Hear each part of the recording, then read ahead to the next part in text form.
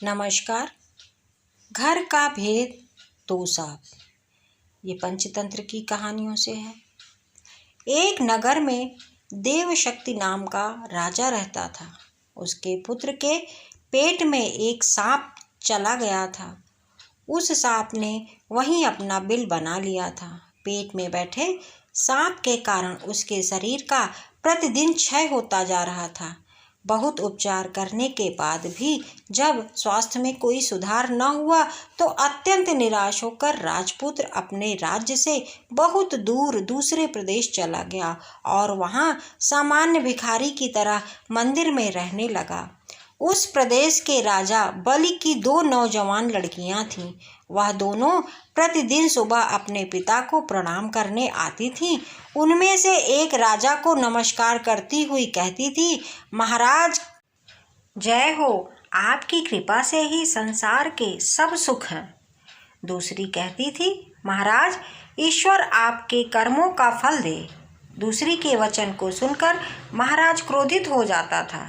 एक दिन इसी क्रोधवेश में उसने मंत्री को बुलाकर आज्ञा दी, मंत्री उस कटु बोलने वाली लड़की को किसी गरीब परदेसी के हाथों में दे दो, जिससे यह अपने कर्मों का फल स्वयं चखे। मंत्रियों ने राजाज्ञा से उस लड़की का विवाह मंदिर में सामान्य भिखारी की तरह ठहरे परदेसी राजपुत्र के साथ कर दिया।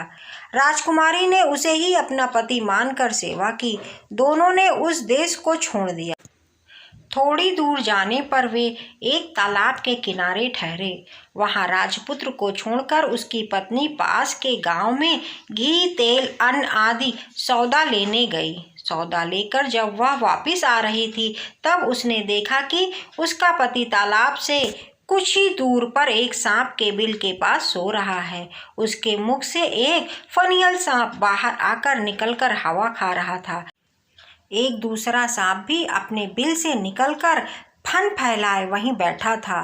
दोनों में बातचीत हो रही थी। बिल वाला सांप पेट वाले सांप से कह रहा था, दुष्ट, तू इतने सर्वांग सुंदर राजकुमार का जीवन क्यों नष्ट कर रहा है? पेट वाला सांप बोला, तू भी तो इस बिल में पड़े स्वर्ण कलश को दूषित कर रहा है। बिल वाला सांप बोला, तो क्या तू समझता है कि तुझे पेट से निकालने की दवा किसी को भी मालूम नहीं? कोई भी व्यक्ति राजकुमार को उकाली हुई कांजी की राई पिलाकर तुझे मार सकता है। पेट वाला सांप बोला, तुझे भी तो गर्म तेल डालकर कोई भी मार सकता है। इस तरह दोनों ने एक दूसरे का भेद खोल दिया। राजकन्या ने दोनों की बातें सुन ली। उसने उनकी बताई विधियों से ही दोनों का नाश कर दिया। उसका पति भी निरोग हो गया और बिल में से स्वर्ण भरा कलश पाकर गरीबी भी दूर हो गई। तब दोनों अपने देश को चल दिए। राजपुत्र के माता पिता दोनों ने उनका स्वागत किया।